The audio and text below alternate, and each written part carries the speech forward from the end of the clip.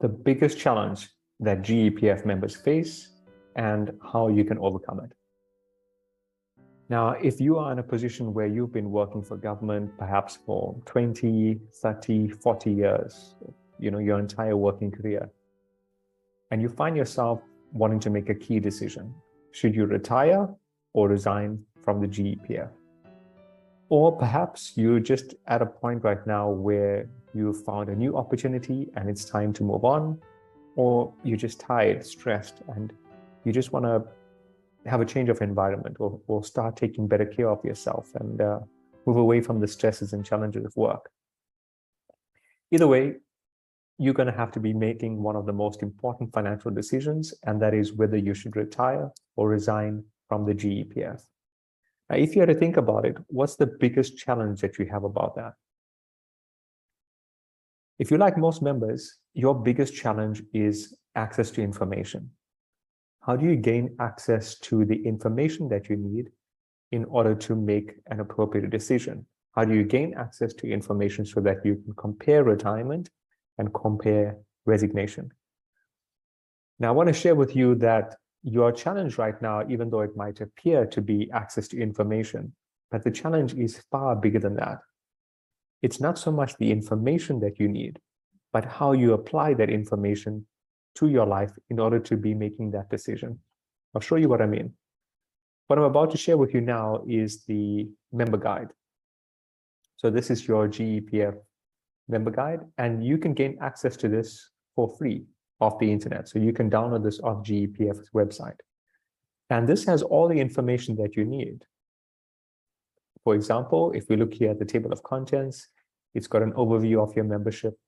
It tells you about your contributions, the benefits, what happens for divorce, what happens with resignation, discharge, early retirement.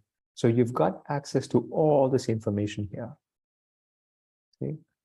The challenge behind this is, again, your situation, your set of circumstances are unique to the examples that are quoted inside the GEPF guide. It's unique to your colleagues. It's unique to other GEPF members. So it's, again, not the information itself, because access to the information is available. It's how do you take that information and apply it to your set of circumstances? Because, again, your circumstances are unique. Let's use another example.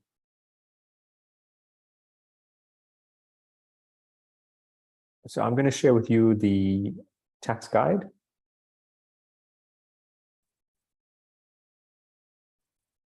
Do this once more. This is the latest tax guide. Well, make sure when you are doing this that you're working with the latest tax guide. But here's a budget tax guide, and this is 2022. Again, make sure you're working with the current one that's applicable to the year that you're leaving. And you can see this is readily available. You can get this from SARS directly off their website. It's another free download for you. So this information is right at your fingertips. It tells you exactly how taxes work from an income perspective. So you can see from the table, the greater your income, the more tax you're going to pay. You'll notice on the side, it's a sliding scale. So the percentage of tax increases as you go along. It speaks to you about rebates. It speaks to you about a tax threshold. You have information about provisional tax. You have information if you are withdrawing money from a retirement fund and not actually retiring from it. You have information here if you are retiring from a fund. See, and this is that 500,000 tax-free that you probably might have heard of. So this has all the information that you need in order to plan your taxes. In addition to this, you could also download the Income Tax Act, which is incredibly comprehensive and, again, gives you the information that you need to make informed decisions. What's the challenge about it? Well, all of this information, one, can be incredibly confusing, especially if you're viewing something like this for the first time. And two, what if you make a mistake? So again, how do you take this information and apply it to your set of circumstances? So having access to the tax guide, how do you take that information and apply it to your lifestyle so that you are actually saving less in tax?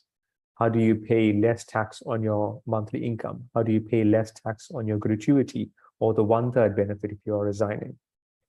Now, I'm going to take you through 3 ways that you can use in order to overcome this challenge. And it's all done.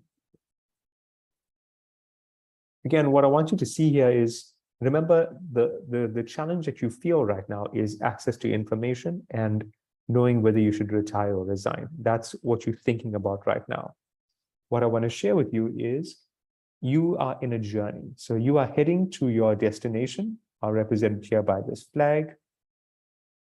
And that destination, I'm going to say, is financial independence or financial confidence. And what is that? Financial confidence is the ability to enjoy life without fear of running out of money. So your ability to enjoy your life without the fear that you are going to run out of money, that should be your goal. That's your goal. That's what you're aiming for. And then your path leading to that way. So if you can think of it as a vehicle. So the vehicle leading you to that path might be whether you retire. That's just a vehicle. It might be whether you resign. So these are just vehicles. What I want to share with you as your first way to overcome this challenge is timing. The earlier you can start doing this planning, the better it would be for you. So, for example, if you can imagine, let's use a timeline. You have a member who is, say, 5 years away from when they want to leave. So let's just do this. Let's say we'll call this our year 1. So that's year 1. This is our year 5. What tends to happen with members, why they find it tough to overcome this challenge, is they generally tend to leave this for the last moment. So it's left almost at this time. Sometimes it could be the circumstance itself, meaning you're leaving a bit prematurely. There's some challenge that you're facing at work that prevents you from wanting to move on, or a personal circumstance, change in your lifestyle, and suddenly you just are leaving earlier than expected. That's one of the challenges. Sometimes it's also just a little bit of procrastination or fear of making a mistake, or trying to avoid it. You know, when you're feeling unwell and you just don't want to go to the doctor. Yeah. So it's that sort of feeling that comes about. Now, when that happens, if you're not going to gain access to information during the period that you have, then you sort of leave this for the last moment.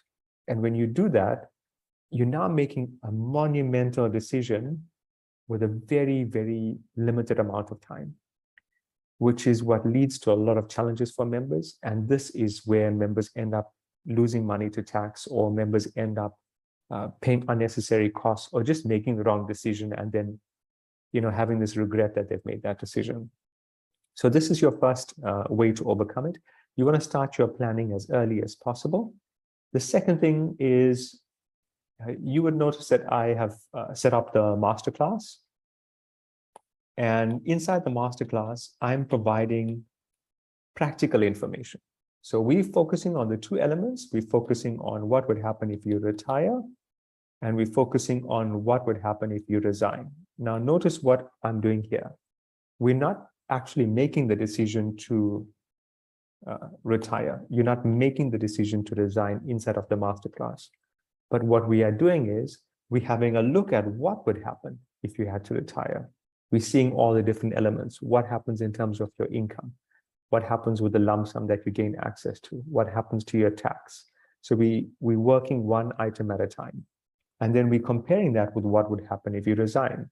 Again, systematically, what happens to your income? What happens with your pre-98 tax benefit and other tax benefits?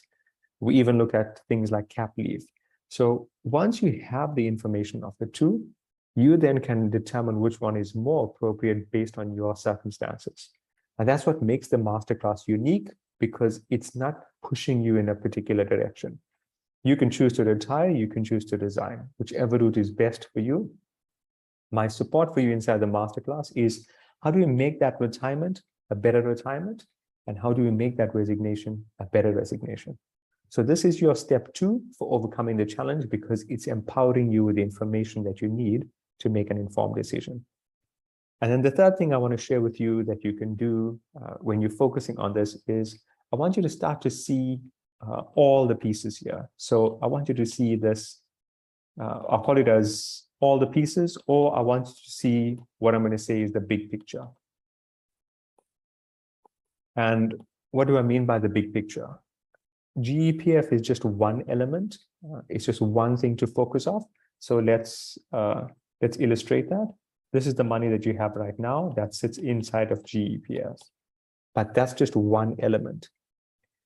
Let me tell you with certainty that it's not the only element that's going to lead to your success when you retire or resign. In order for you to make this well, yes, you want to pay attention to what happens with your GEPF money, but you also want to have a look at other elements that you might have. For example, do you have a retirement annuity?